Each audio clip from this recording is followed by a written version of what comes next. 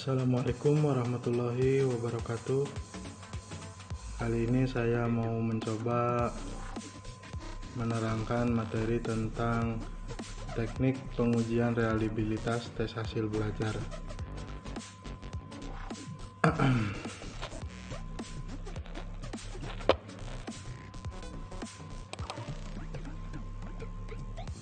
Asal kata reliabilitas.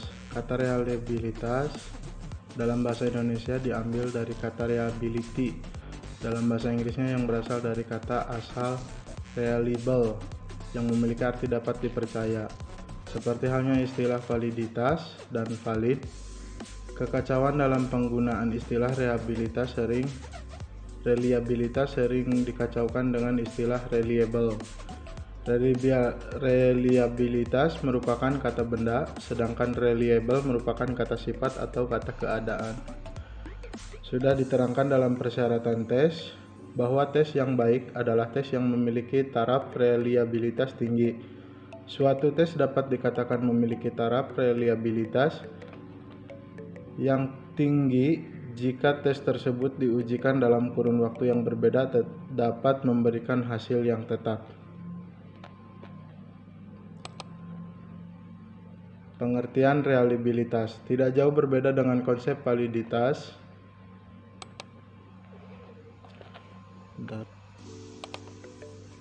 Pengertian reliabilitas tidak jauh berbeda dengan konsep validitas jika validitas terkait dengan ketepatan objek, yang tidak lain adalah tidak menyimpangnya data dari kenyataan, sedangkan konsep reliabilitas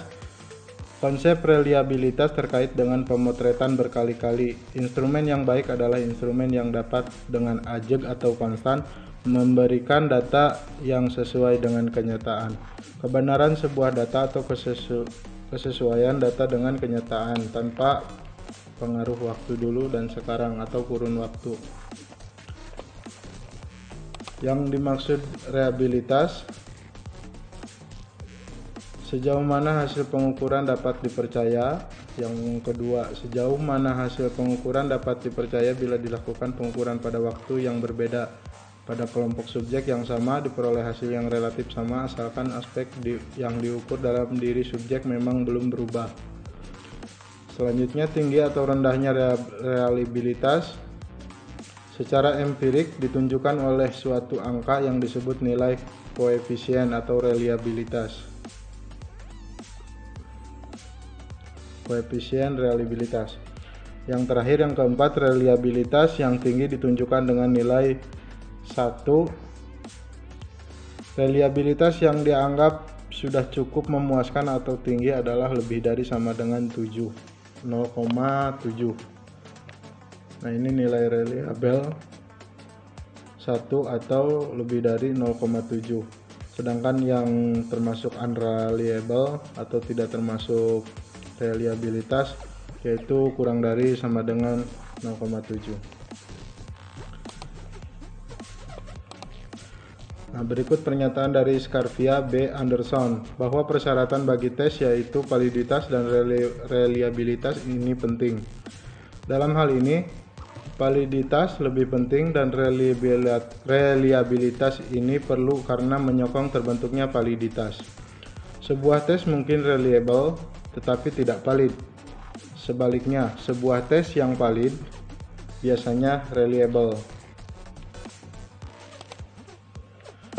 Nah, berikut ada teknik pengujian reliabilitas, ada dua, yaitu pertama, teknik pengujian reliabilitas tes hasil belajar bentuk uraian. Dalam menentukan apakah tes belajar bentuk uraian yang disusun sudah memiliki daya keajegan atau reliabilitas yang tinggi ataukah belum, digunakan sebuah rumus yang dikenakan dengan rumus alfa. Ini contohnya R11 dalam kurung n per n-1 dikurangi dalam kurung 1 kurangi sum s i kuadrat per st kuadrat. Teknik pengujian reliabilitas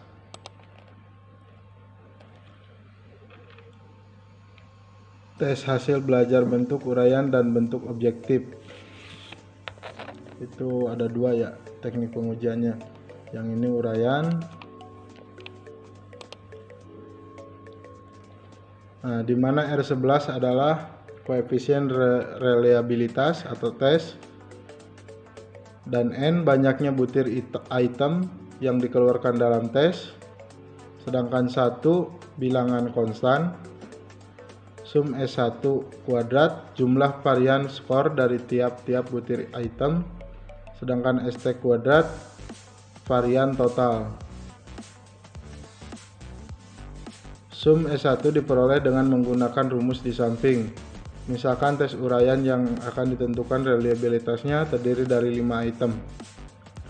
Nah, semisal ini rumus sum S atau rumus reliabilitasnya S sum SI sama dengan SI1 kuadrat plus SI2 kuadrat plus SI3 kuadrat plus SI4 sampai 5. Kalau jumlahnya lebih dari 5 uraiannya atau itemnya, berarti semakin panjang, ditambah lagi. Nah, didapatlah rumus SI1 kuadrat sama dengan, nah ini untuk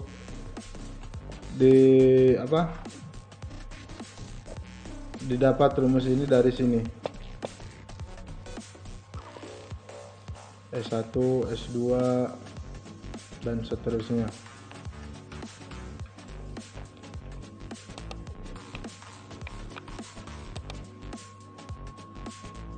Nah, berikut langkah-langkahnya untuk menentukan reliabilitas. Langkah yang pertama, menunjukkan skor masing-masing testi sum X1, XI1, XI2, XI3, XI4 dan XI5, dan mencari skor total yang dicapai serta mencari kuadrat dari skor total. Tabel analisis dalam rangka mencari skor total untuk masing-masing butir item, skor total dan kuadrat skor total dari masing-masing testi. Nah, ini jumlahnya 87465 jumlahnya, ini dijumlahin. Nah, ini XT nya kuadrat, berarti ini 34 kuadrat, 30 kuadrat 900, 20 kuadrat 400, 27 kuadrat 729, 23 kuadrat 529, dan dijumlahkan 3714. Ini XT nya didapat. Terus langkah selanjutnya, langkah yang kedua, mencari jumlah kuadrat item. Nah, jika item 1 8 kuadrat, 7 kuadrat, 4 kuadrat, 6 kuadrat tambah 5 kuadrat sama dengan 190. Jika item 1. Yang keduanya sama, ini yang diambil dari 8 6 7 8 mana tadi? 8 7 4 6 5. Berarti yang ke bawah 8 7 4 6 5 yang satu skor itemnya. Item pertama 8 kuadrat ditambah 7 kuadrat tambah 4 kuadrat tambah 6 kuadrat tambah 5 kuadrat. Nah, demikian seterusnya. Yang ke item 2 3 sama 4 5 juga sama, dijumlahin kuadratnya. Terus langkah yang ketiga, mencari varian. Nah, skor SI1 kuadrat sama dengan, nah ini 190 ini dari sini nih, dari langkah yang kedua, dikurangi 30 kuadrat per 5 dibagi lagi 5. Nah, yang ini hasilnya 180, 30 kuadrat 900 bagi 5 180. 190 dikurangi 180 10 bagi 5 2,00. SI2 sama 26 kuadrat per 2. Ini yang K2 26 ini dari, nah dari sini jumlah yang ini dikuadratkan.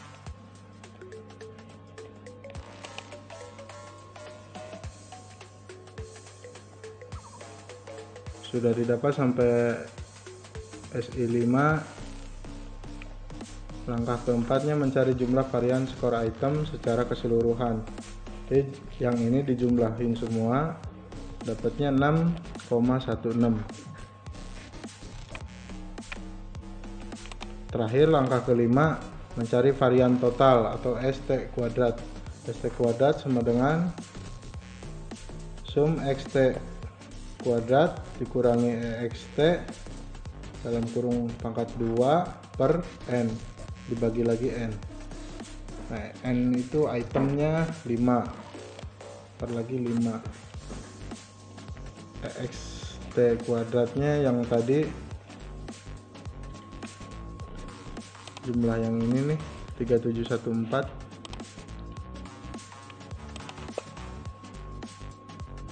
dikurangi 134 kuadrat per 5, hasilnya 122,8 per 5 sama dengan 24,6. Nah, ada lagi yang keenam, mencari koefisien reliabilitas. Yang terakhir ini yang R11 nya sama dengan N per N1, rumus alfanya 1 per ESI kuadrat per ST kuadrat. Nah, tinggal masukin N nya 55, min 1 1616 dari yang jumlah tadi 616, jumlah varian keseluruhan per sama total varian, per total variannya 24,56 yang ini sama dengan 1,25 dikali 1 dikurangi 0,251 sama dengan 1,25 kali 0,749 sama dengan 0,93625 atau di pangkat ke atas jadi 0,94. Selanjutnya dalam pemberian interpretasi terhadap koefisien reliabilitas tes R11 pada umumnya digunakan patokan sebagai berikut. Apabila R11 lebih dari sama dengan 0,70, maka tes hasil belajar memiliki reliabilitas tinggi atau reliable. Apabila R11 kurang dari sama dengan 0,70, maka tes hasil belajar belum memiliki reliabilitas tinggi atau unreliable. Jadi R11 lebih dari sama dengan 0,70, maka tes hasil belajarnya pada contoh di atas atau di samping memiliki reliabilitas tinggi atau reliable.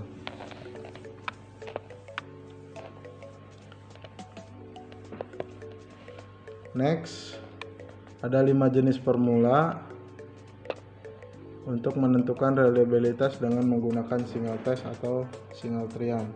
Yang pertama formula Brown, yang kedua formula Flanagan, yang ketiga formula Rulon, yang keempat formula Kuder-Ricardson, sama terakhir formula Chi-Hyot.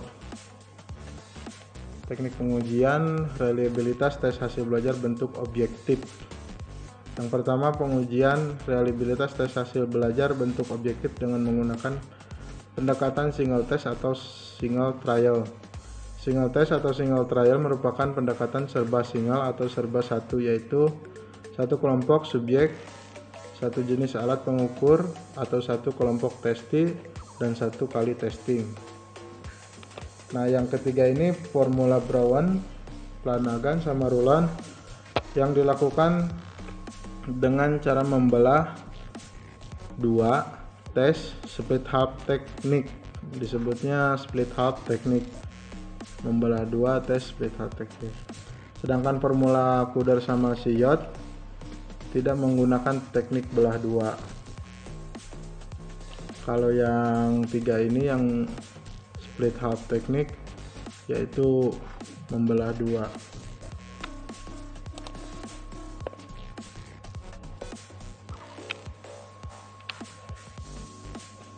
Nah, pengertiannya. Yang pertama, Spearman-Brown.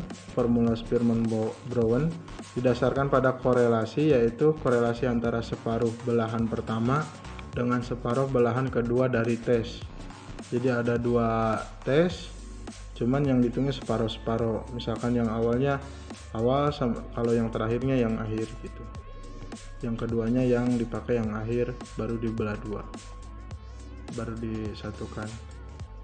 Formula Flanagan didasarkan pada deviasi atau selisih skor dengan min totalnya atau rata-rata. Selisih skor rata-rata totalnya. Sedangkan yang Rulon didasarkan pada selisih skor yang dimiliki oleh belahan pertama dengan belahan kedua dari tes yang dilambangkan dengan D sama dengan X kurangi Y, di mana D adalah difference. Yang Kuder-Richarder dilakukan dengan menganalisis skor-skor item tes hasil belajar. Yang terakhir formula Syed, sasarannya adalah interaksi antar testi dengan item tes hasil belajar.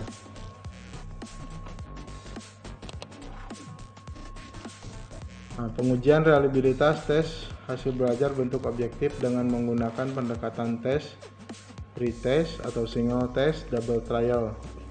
Dikenal dengan pendekatan bentuk ulangan di mana tester hanya menggunakan satu seri tes, tetapi percobaannya dilakukan dua kali. Misalnya seorang guru memberikan satu seri tes dalam dua kesempatan. Setelah tes selesai, skor hasil tes pertama dikorelasikan dengan skor hasil tes kedua. Jika terdapat korelasi positif, maka tes hasil belajar dapat dinyatakan reliable karena skor hasil tes belajar memperlihatkan kestabilan atau keajegan atau kesamaan. 3. Pengujian reliabilitas tes hasil belajar bentuk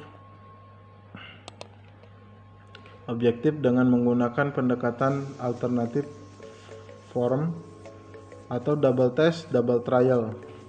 Mempergunakan dua tes yang diberikan tanpa adanya tenggang waktu dengan ketentuan tes harus sejenis, mengukur hal yang sama maupun tingkat kesukaran yang sama. Hasil bahwa pendekatan alternatif form bentuk paralel lebih baik daripada pendekatan yang sebelumnya.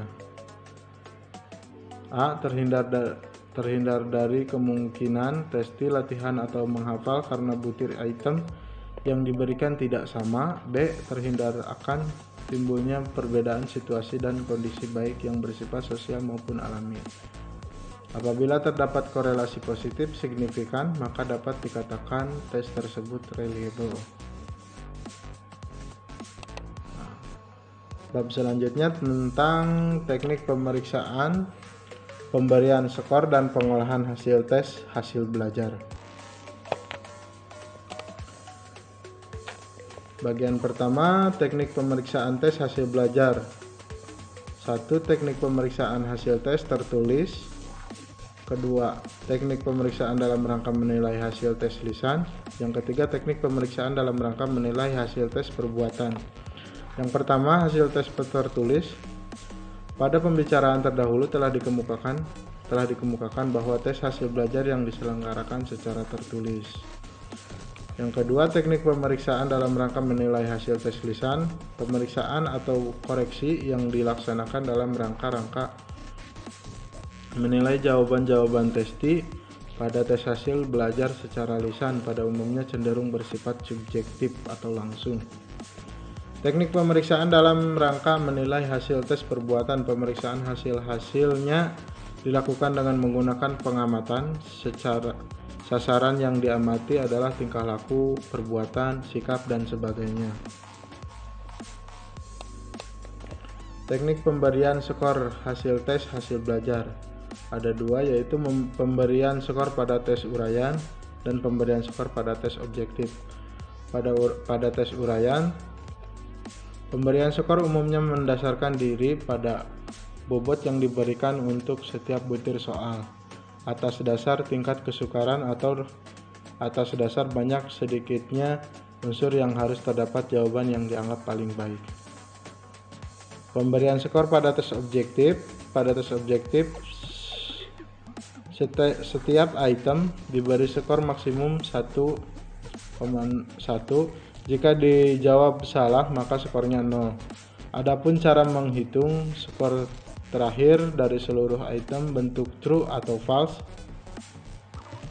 dapat dilakukan menggunakan dua macam rumus, yaitu rumus yang memperhitungkan denda dan rumus yang mengabaikan denda. Penggunaan rumus-rumus itu sepenuhnya diserahkan kepada kebijaksanaan testi. Apakah dalam tes hasil belajar tersebut kepada testi akan dikenakan denda atau bagi jawaban yang salah ataukah tidak.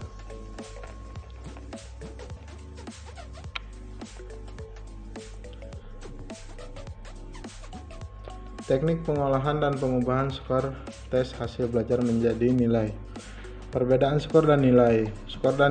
Skor adalah hasil pekerjaan menyekor yang diperoleh dengan jalan menjumlahkan angka-angka bagi setiap butir item yang oleh testi telah dijawab dengan betul, dengan memperhatikan bobot jawaban betulnya. Nilai, sedangkan nilai adalah angka atau bisa juga huruf yang merupakan hasil ubahan dari skor yang sudah dijadikan satu dengan skor lainnya, serta disesuaikan pengaturannya dengan standar tertentu. Itulah mengapa nilai sering disebut skor standar. Pengolahan dan pengubahan skor mentah hasil tes hasil belajar menjadi nilai standar. Penilaian nilai dengan menggunakan standar relatif ini sangat cocok untuk diterapkan pada tes-tes sumatif, ulangan umum, ujian akhir semester atau yang setara itu, sebab dipandang lebih adil, wajar, dan bersifat manusiawi. Ada jenis nilai standar. Yang pertama, pengubahan skor mentah hasil tes menjadi nilai standar berskala 5 atau stand-5, yaitu nilai misalnya ABCDE. Yang kedua, pengubahan skor mentah hasil tes menjadi nilai standar berskala 9 atau stand 9 dari 1 sampai 9. Yang ketiga, pengubahan skor mentah hasil tes menjadi nilai standar yang berskala 11 atau standar 11, yaitu angka 0 sampai dengan 10. Yang keempat, pengubahan skor mentah hasil tes menjadi nilai standar Z. Z ditentukan dengan rumus. Nah, untuk rumusnya saya juga belum paham. Nanti kita bahas dengan Bu dosen ya. Pengubahan skor mentah hasil tes menjadi nilai standar T-score. T-score adalah angka skala yang menggunakan min atau rata-rata sebesar 50, M sama dengan 50, dan standar deviasi sebesar 10 atau SD sama dengan 10 dalam dunia evaluasi pendidikan khususnya. Ini ada 5 jenis nilai standar. Alhamdulillah, materi sudah selesai. Kurang lebihnya mohon maaf. Billahi taufik wal hidayah. Wassalamualaikum warahmatullahi wabarakatuh.